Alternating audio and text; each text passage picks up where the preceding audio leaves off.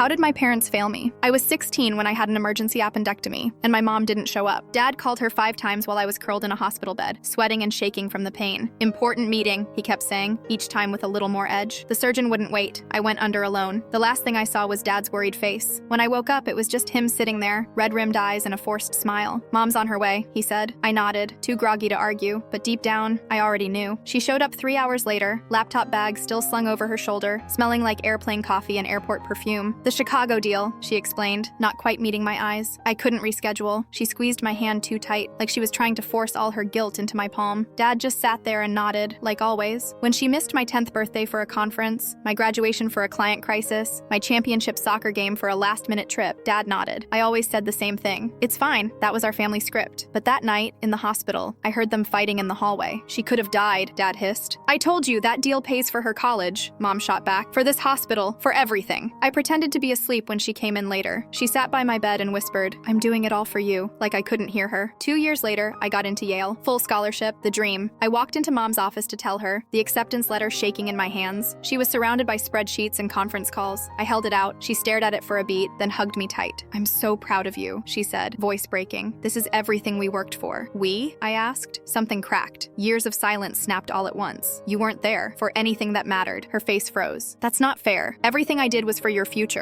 I didn't need a future, I snapped. I needed a mom. That night, Dad found me packing. Your mother loves you, he said, standing in the doorway. She loves the idea of me, I replied. The perfect daughter she can brag about to her colleagues. He sat down on my bed, quiet. Then he pulled out an old photo, Mom in a hospital room, holding a tiny baby. This was you, born 6 weeks early, right when your mom was finishing law school, he said. Her professors told her to drop out. Her parents said they'd only help if she quit and stayed home, so she chose her career, I said bitterly. No, he said. She chose both, against impossible odds. Then he handed me a stack of papers. Old bank statements, medical bills, collection notices, loan documents with interest rates that made my stomach turn. Your mom grew up dirt poor. When you were a baby, you got really sick, and our insurance didn't cover any of it. She took that corporate job for the benefits. She worked 100-hour weeks so you could stay alive. I stared at the documents. My hands were trembling. Every missed game, every lonely recital, every unanswered call. She wasn't ignoring me. She was fighting for me, building a life where I wouldn't have to choose between being cared for and chasing dreams. Why didn't she tell me? I whispered. She didn't want you to feel like a burden, he said. She wanted you to grow up feeling entitled to success, not like you had to bleed for it. That night, I found her asleep at her desk, face half buried in her keyboard. On her screen, a half-written email to Yale's financial aid office, asking about extra scholarships, room stipends, anything. I pulled a blanket over her. For the first time, I noticed the gray streaking her hair, the deep, tired lines around her eyes. On her calendar, I saw she'd blocked off my entire first week at Yale as vacation, her first in years. She failed me by not being there, but she failed me while fighting a war I never even saw.